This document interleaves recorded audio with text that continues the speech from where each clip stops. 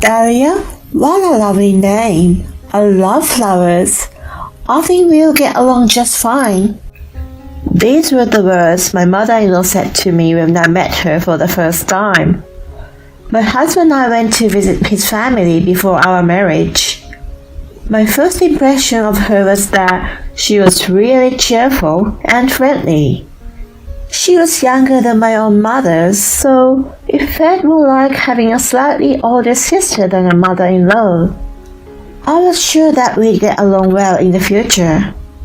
I thought things like mother-in-law problems were just something you read on Reddit. But after getting married, I realized that the person from back then was just a facade. My name is Dahlia. I've been married to Jack for almost a year now.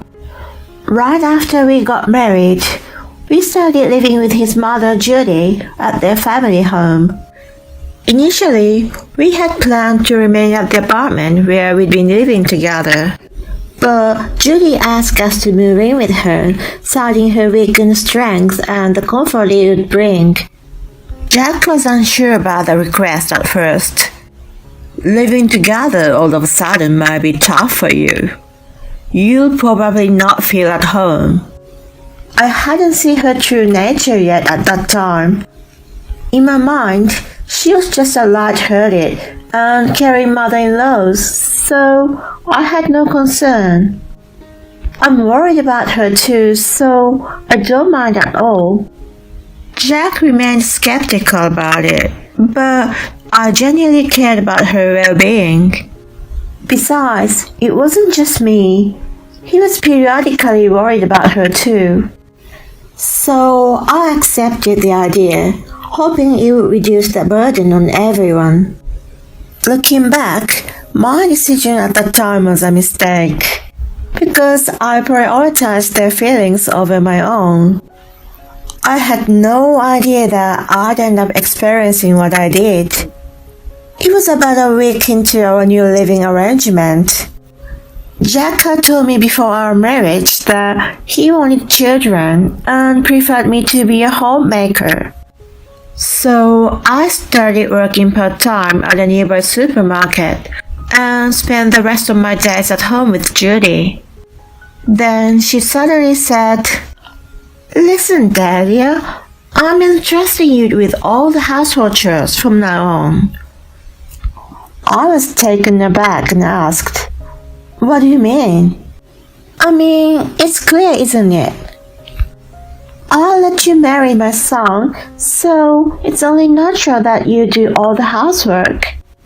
Your part-time job is basically not even work, so you can manage it, right?" When we first started living together, we had agreed to divide the chores between us, and Jack had even offered to help on his days off.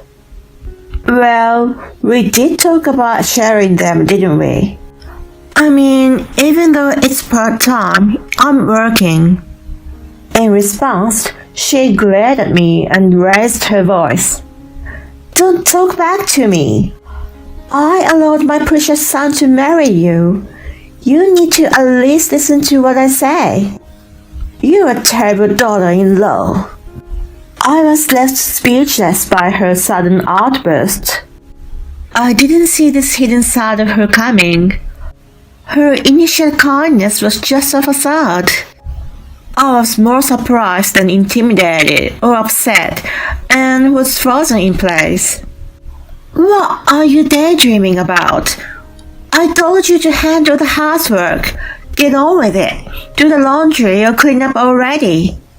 She shooed me out of the living room. Honestly, I think I could have argued back if I wanted to. But it had only been a week since I got married, and I reassured Jack multiple times before we agreed to live together. So I couldn't muster up the courage to defy her since it was my choice. From that point on, her harassment toward me became more and more insidious. It started with just the occasional passive-aggressive comment like, "Make sure to clean up," or "Have dinner ready before Jack comes home." when we were alone in the house. Around 6 months into our marriage, she began to escalate things. I can't eat this heavy, strong flavored food. Are you trying to kill me? She threw away the meal I had prepared. She was also never happy with the way I did the laundry, from how I washed it to how I folded it. She'd demand, "Do it again," and made me rewash clothes I had just finished. It wasn't snide remarks or complaints anymore. It felt like she was just looking for any excuse to nitpick and criticize me. I wasn't even allowed to sit and relax for a moment. If I finished cleaning and tried to have a cup of coffee to take a break, she would immediately start berating me. "Hey, what are you lounging around for? Why don't you polish some shoes or something? You're such a lazy girl. I might need to spread the word about this during the next church meeting." She threatened to spread rumors about me indirectly. In fact, she had already been talking quite negatively about me to people in the community. I often felt their disapproving glances and hushed conversations when I was out and about in the town. When I was cleaning the yard, Judy would make sure to speak loud enough for me to hear. "Jeez, Daddy is so lazy. She won't do anything unless I tell her, and she can't even do it perfectly no matter how many times I instruct her. She's hopeless, you know. I wish I had a better daughter-in-law." I overheard her saying such things in a loud voice. She knew that I could hear her as she left the house when I started cleaning the yard, deliberately talking loudly to the neighbors and painting me as incompetent. One day, Jack had to go on a 3-day business trip. Judy acted like a loving mother and never made snide comments to me in front of him. In fact, she treated me kindly. Since he only saw her being nice to me, he thought our relationship was reasonably good. "I'll be away for 3 days, but you and Mom should be fine, right? You seem to get along well. If anything comes up, just give me a call." With that, he left for his trip. Objectively looking at it, you might wonder why I didn't just tell him about the harassment and leave. But I really loved him, and despite Judy's behavior, she was his mother. It was a fact that he was concerned about her as she was getting weaker year by year. So I genuinely thought it was better for me to endure and stay together to alleviate his worries. That was why I kept quiet. I thought if I couldn't bear it any longer, I would explain it to him. Until that day. The night Jack went on his business trip, Judy, as usual, told me to prepare dinner. When I started getting ready, I heard some commotion coming from the front door. I stopped what I was doing in the kitchen and peeked in that direction. To my surprise, Judy had brought a few friends back with her. Upon seeing me, she said, "Oh, Delia, you insisted on treating my friends to a homemade meal, so I brought them all with me. Now, hurry up and get it ready." I never mentioned anything like that before. Besides, I had assumed it would be just the two of us for dinner, so I hadn't prepared enough food. Judy, you never told me that you wanted to invite your friends over." "What are you talking about? You said you want to treat them to your special cooking because Jack isn't here today, didn't you?" "That's why I brought them here," she said with a smug grin. "Everyone, come on in. I'll have something ready for you in no time," she announced and ushered them into the living room, where they began taking their seats. Even though she wanted me to have something ready, I couldn't whip up a proper meal on such short notice. There weren't even enough necessary ingredients. I don't have enough stuff, so I'll go shopping now. Upon hearing this, she glared at me. What are you saying now? Everyone's waiting. You've already prepared, right? Serve the meal now. That was just impossible. I thought the dinner was only for us as usual, so there was not enough food. Sorry. She sighed and exchanged glances with her friends. To think you'd embarrass me in front of everyone. Never mind, we'll just order some pizza. Then she called the restaurant for delivery. Of course, there was no pizza for me. In the end, she seems to enjoy the impromptu party until late at night. After everyone left, she demanded, You embarrassed me in front of my friends.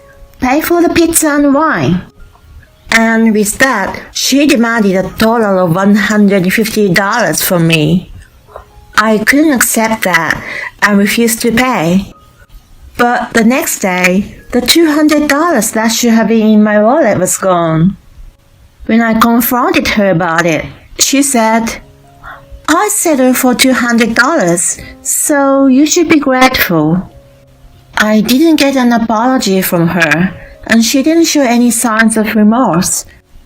Instead, she left the house to go and talk bad about me at the church. Her attitude was finally too much for me to bear. I was determined to get revenge. I wanted to do something spectacular, so I got to work immediately. The next day, I decided to invite some of my friends in the neighborhood over for coffee and cake. I had always been fond of flowers and had my own garden in the backyard. This led me to interact with women of similar age at the church quite frequently. They had previously expressed an interest in seeing the garden I nurtured, so I invited them to come and see it.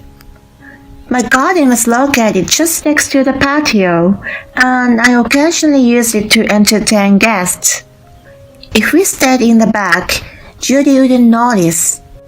So I put my plan into action. I was sure that she would put on an act and play the role of a good mother-in-law if she found out I had friends over. To show her true nature to a third party, it was crucial that she didn't know people were at the house. On the day of the operation, she had gone to a flower arranging class with her friends. In her absence, I enjoyed some quality time with my guests. They praised my flowers, we had delicious cake, and I had a pleasant time for the first time in a while. After a while, Judy returned home. I excused myself and went to greet her at the front entrance. I decided to play the role of a timid daughter-in-law. Hi, Judy. How was your class? She made an obviously displeased face and said, I told you to polish the shoes every day, but you still haven't. You've been slacking off again. Well, I was a bit busy today. She sneered in response. Oh, sure. You're always making excuses, neglecting housework, and can't even polish shoes. Your fancy shoes were so dirty, so I threw them away for you. Threw them away? I hurried to check the shoe closet in the hallway. As dreaded, the pair Jack had brought me for me recently was missing. Seeing my reaction, she started cracking up. You really didn't notice, huh? But you got what you deserved, you know. It's your fault for being a useless daughter-in-law.